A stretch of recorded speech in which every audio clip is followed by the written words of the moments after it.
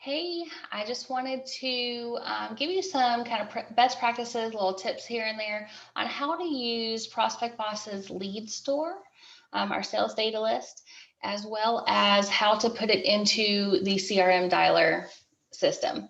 So I'm going to share my screen and we're going to go through, just some easy ways that you can, pull data and then get it up and running in your dialer system. So this is the dashboard for the data list. You'll go into your consumer list right here. Okay. So we're gonna choose, we're gonna put in our filters. So Savannah, Georgia, we're gonna select some zip codes. And now what we're going to do is we are going to pull for final expense. So for final expense, we recommend that you use the filters of 60 to 90 years old. So we'll put 60 to 90. And then for your income, we're going to put anything under $20,000. So we will select those incomes. And we're not going to worry about any of this other stuff. Okay. We are going to click this button that says, I agree that the data and acknowledge that the data I pulled from sales data list is not scrubbed and will not hold sales data list responsible for any damages or fines. You would click up here that you want to scrub your list. Okay. This keeps you compliant. Now, if you are sending out mailers instead of calls, then you could leave this not checked. But if you are using this as a calling list, click that, okay? And then you hit search. Okay, so for the zip codes that I selected and the specific criteria that I put in, we have 126 results. Okay, so we're gonna download that list. It's gonna come here as a CSV file. Then we are going to go to our dialer system. Now this is your dashboard for the dialer. We are going to create a campaign. Okay, so we're going to click on calling campaigns on the menu. We're going to click create campaign. And we're going to put this in, we're going to do final expense demo. Okay, you select United States and Canada. Select if you want a script or not. If you've got a static script, which just means that it is a set script, you don't have any changes within it, and you just want that script right in front of you, you'll select your static script. But if you want to use dynamic scripts in the system, where if you ask them a question and they respond, and then you select their response on the script, and it will give you the next thing you should be saying based on that response. Okay, so your dynamic call script, and here is where we're going to import that CSV file. So we're going to browse, and we're going to select our list, and then hit next step. Now for your recordings, these are on hold recordings. These are if you are using a 3-line dialer and you've got the first person picked up the phone, the second one, the second number, it went to a voicemail, the third person picked up the phone. Now you're already on this call. This call's gone and this person is now on the phone trying to talk to you. They will be getting a series of on-hold messages, and it basically just tries to buy you some time to finish up the call that you're on so that you can switch over to this other one. Now, what they do is it's basically a diversion. It's buying time. The very last recording says, I'll call you right back. And then when you finish up your first call, the system will stop dialing. It will not dial the next 3 numbers. It'll stop and it will dial back that number that the recording told them they were going to get a call back. Okay, so it automatically keeps you as a person of your word, because they heard, I'll call you right back, and then you do. Okay, so that's what these are for. Now, for caller ID, you can choose 3 things, or one of 3 things. You can use the PB number that was assigned to you when you set up your dialer account. You can use local presence, which means if you're calling a different area code, it will populate a caller ID number with that same area code so that it appears to be a local number. We're not spoofing numbers. We're not using numbers that are in use by actual people. It is simply a number that is not in use in that area, and it has that area code. So it just ups your chances of them actually answering the call, seeing a local number. Or you can use your own caller ID. So you can choose like your office number. If you want people to be able to call you back on the number that pops up, you can use your own caller ID. And then this is where you enter that caller ID number. This is where you select how many rings you want each call to make before it moves on. This is the number of lines that you're using. So this is if you have purchased a 3-line dialer, so you're calling 3 numbers at a time from your list. You can select that here.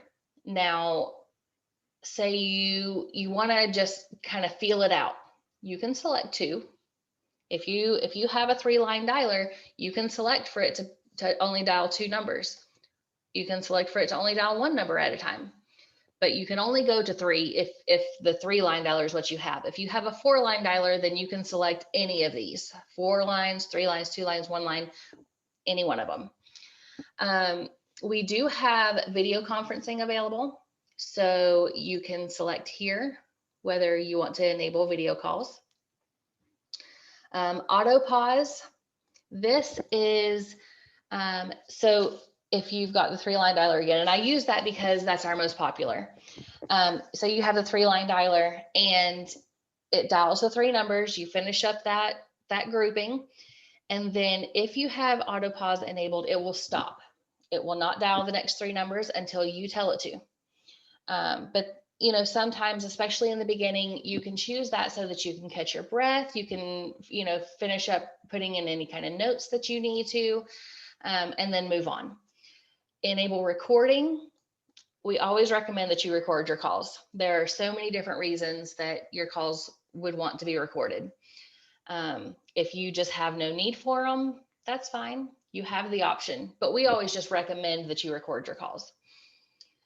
Time zone protection. You always want to use this. Say you are on the East Coast and you've got numbers in your list on the West Coast. Now, if it's 9 a.m. on the East Coast and you're making calls, it's only 5 a.m. on the West Coast, and you do not want to be making calls at that time to them. One, it's not very nice. Nobody likes getting calls at 5 a.m., but also it's illegal. So let's not do that. We always want to have time zone protection enabled. You can select to send an appointment, which means that you would be sending them meeting reminders if you were setting appointments with people. Okay, so we're going to go to the next step. This is where some of your automations can really get in sync. So when you send a voicemail,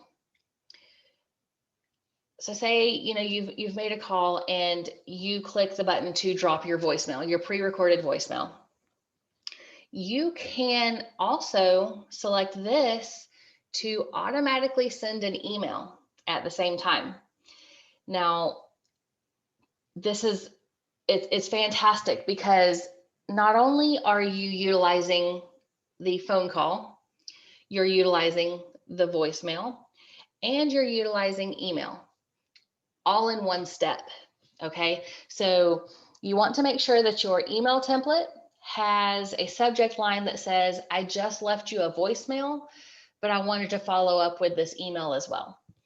So that they can see that the two of those things are connected. You can also select to send a text.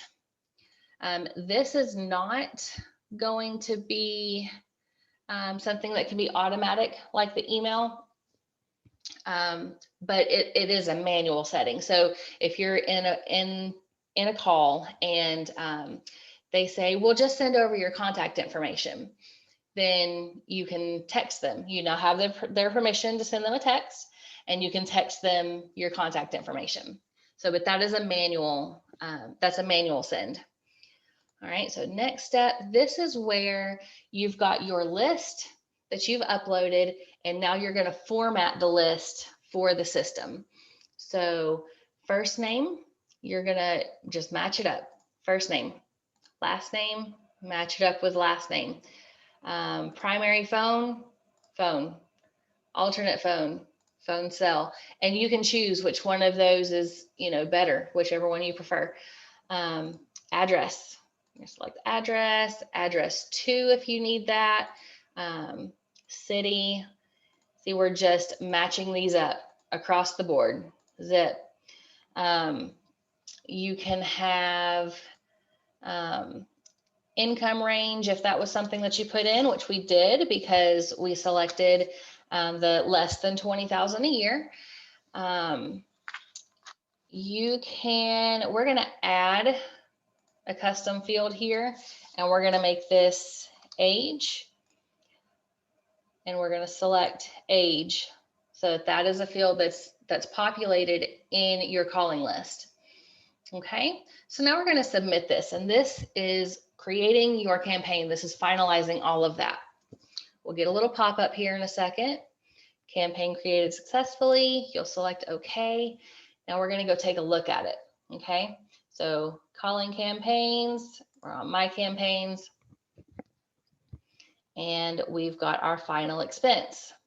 Now, if you're just ready to make calls, you would just click this little play button right here.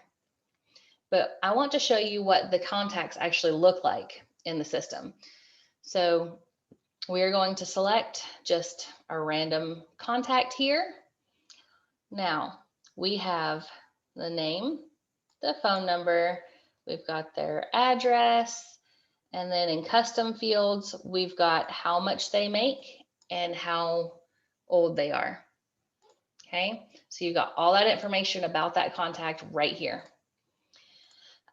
When you're doing dispositions, I wanted to kind of just touch on some best practices for that. Now, for final expense, these are the recommendations we give for using the hot, warm, and cold leads. Okay, if you get someone who says they're not interested, don't use this not interested button. This removes them from the list. Don't do that. Label them a cold lead, okay? Because they didn't say they never want it, never call me again. They said they're not interested, but they might be in 6 months, right?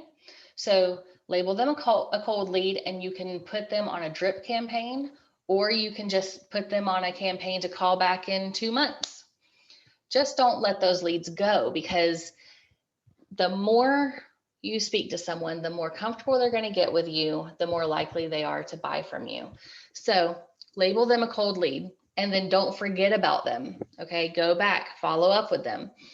For warm lead, these are the people who are ready in, say, 3 months for final expense.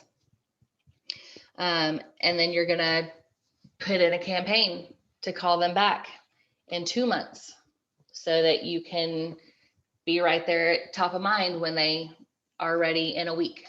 Okay, hot lead is they're ready now, or within the next month they are ready to purchase final expense assurance. And so those are the ones you need to stay on top of right away. Make sure that you are following up with them consistently. Those are some really good best practices for dispositions.